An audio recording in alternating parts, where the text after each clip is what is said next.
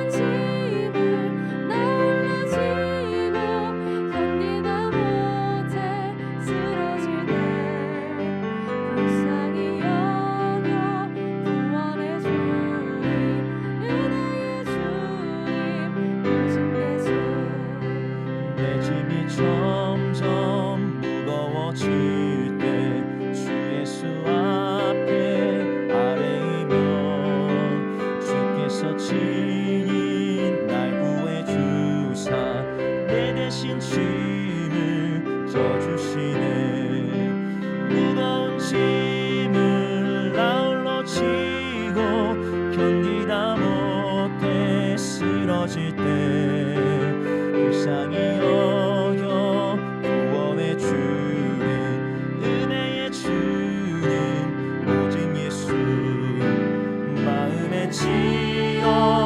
무서운 죄를 주 예수 앞에 아뢰이면 예수는 나의 능력이 되사 세상을 이길 힘 주시네. 무거운 짐을 나 홀로 지고 견디다 못해 쓰러질 때 불쌍히 여겨 구원해 주리 은혜의 주님 오직 예수.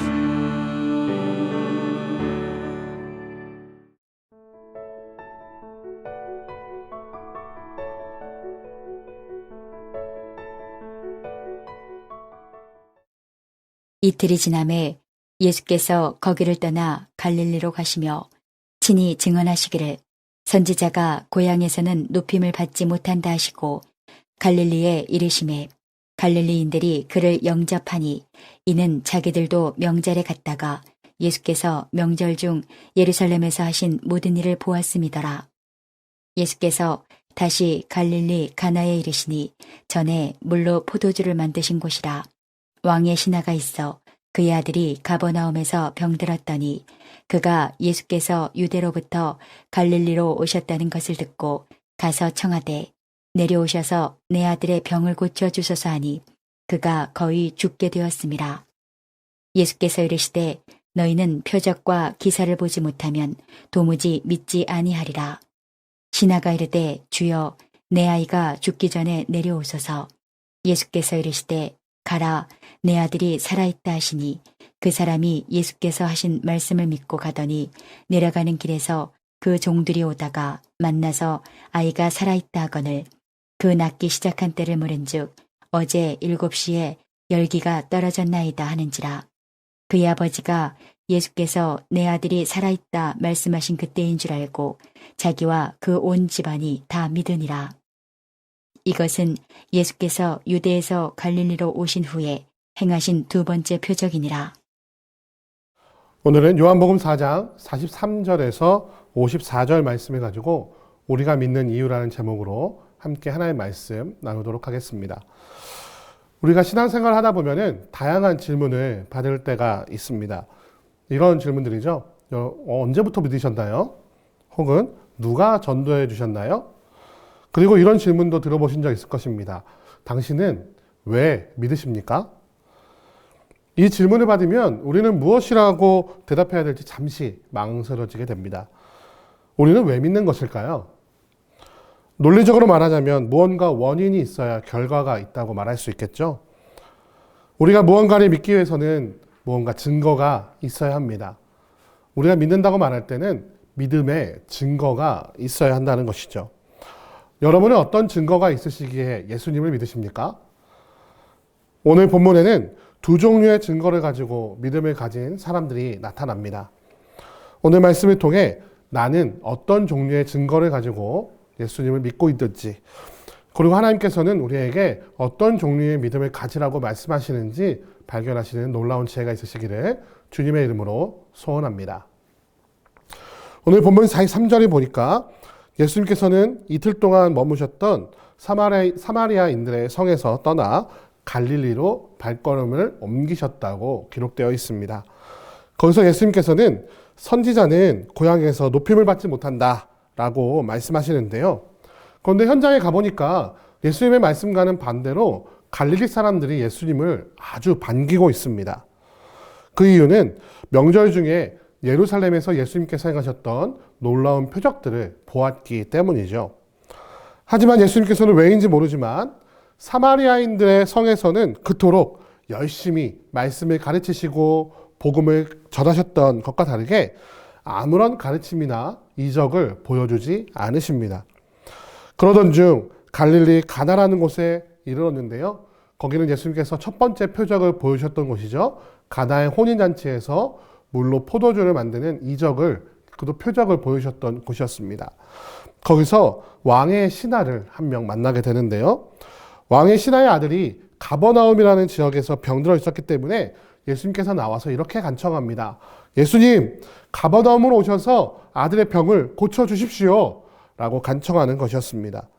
그런데 그제서야 예수님께서는 갈릴리 지역에 오신 뒤로 마음속에 품고 있었던 불만을 겉으로 표현하십니다. 그 말씀이 오늘 본문 48절 말씀인데요. 48절 말씀 다 같이 한번 읽어봅시다. 예수께서 이르시되 너희는 표적과 기사를 보지 못하면 도무지 믿지 아니하리라. 아멘. 왕의 신하는 이러한 말씀을 하시는 예수님께 다시 한번 간청합니다.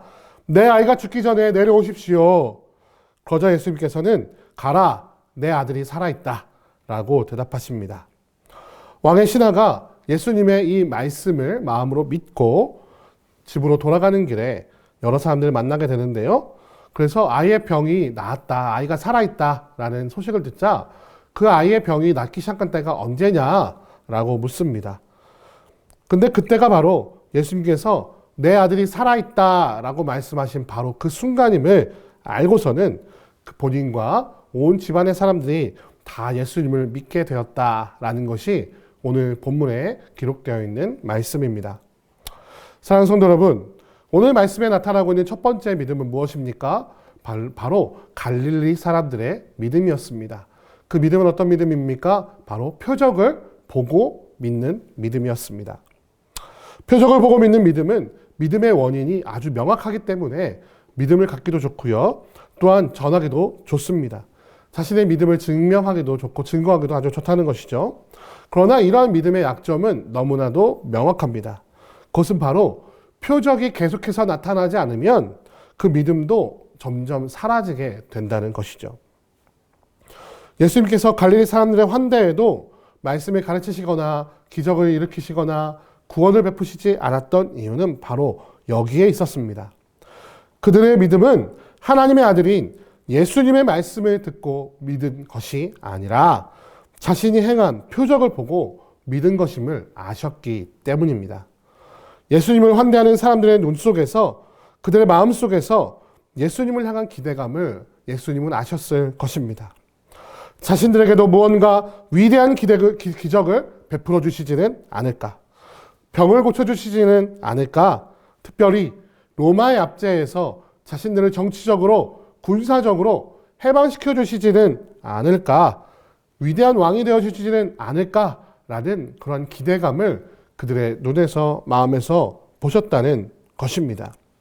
그들의 믿음에는 표적이라고 하는 믿음의 확실한 근거가 있었기에 그 능력에 대한 기대는 있었지만, 예수님께서 이 땅에 오신 참된 이유와 하나님의 나라의 말씀, 즉 구원에는 아무런 관심이 없었다는 것이죠. 그렇게 예수님께서는 선지자, 즉 하나님의 말씀을 선포하는 자가 고향에서는 높임을 받지 못한다라고 말씀하시며 갈릴리인들의 환대에 기뻐하지 않으셨다는 것입니다. 그렇다면 두 번째 믿음은 어떤 것입니까? 바로 이 왕의 신하가 가졌던 믿음의 모습입니다. 예수님께서 바라시는 믿음은 그저 표적이나 기적이나 이사를 바라보며 그 능력을 바라는 믿음이 아니라 하나님의 말씀을 듣고 예수님의 입에서 나오는, 하나님의 입에서 나오는 그 말씀을 듣고 믿는 믿음을 예수님께서는 기뻐하셨다는 사실을 우리는 기억해야만 할 것입니다. 표적은 그저 예수님께서 하나님의 아들이시며 그로 말미암아 구원이 선포될 것이라는 것의 증거일 뿐입니다. 표적 그 자체를 믿는다고 말한다면 그 표적이 사라지는 순간 우리는 믿음을 잃어버릴 수밖에 없다는 것이죠. 그러나 오히려 왕의 신하는 어떠하였습니까?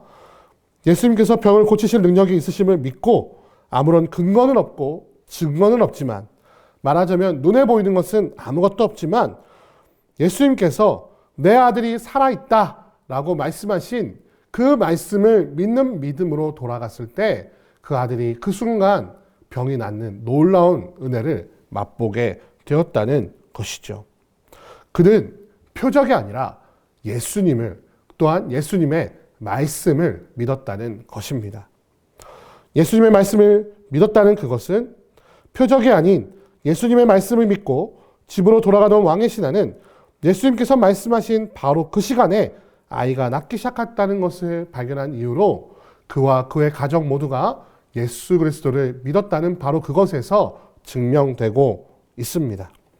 예수님께서 진정한 구세주라는 사실을 발견하는 표적을 얻게 되었다는 것이죠. 사랑하는 성도 여러분, 우리는 어떤 믿음을 가지고 있습니까?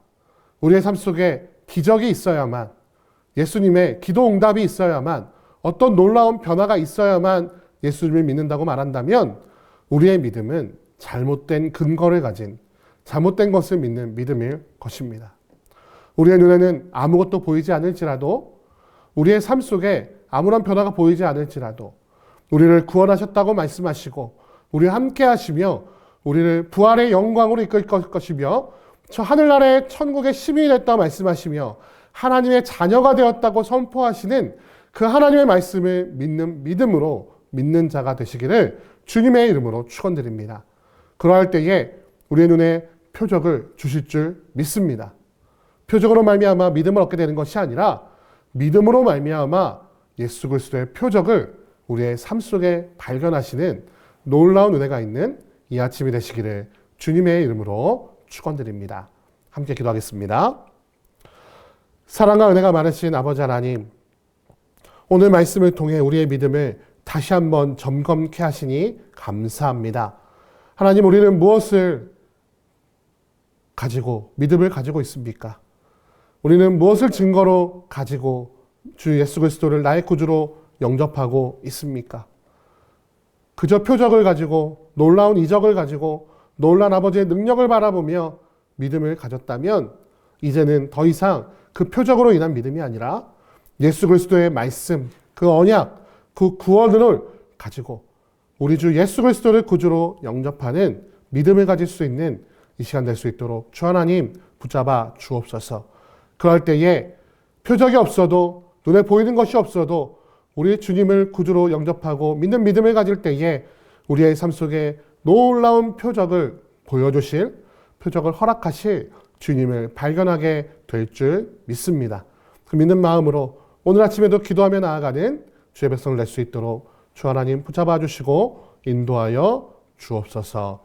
인도하실 것을 믿사오며 우리 주 예수 그리스도의 이름으로 기도드립니다. 아멘. 주기도문 하시겠습니다.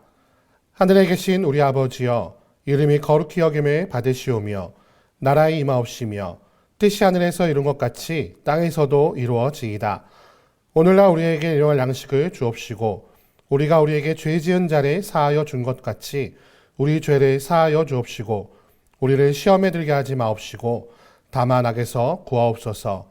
대개 나라와 권세와 영광이 아버지께 영원히 있사옵나이다. 아멘.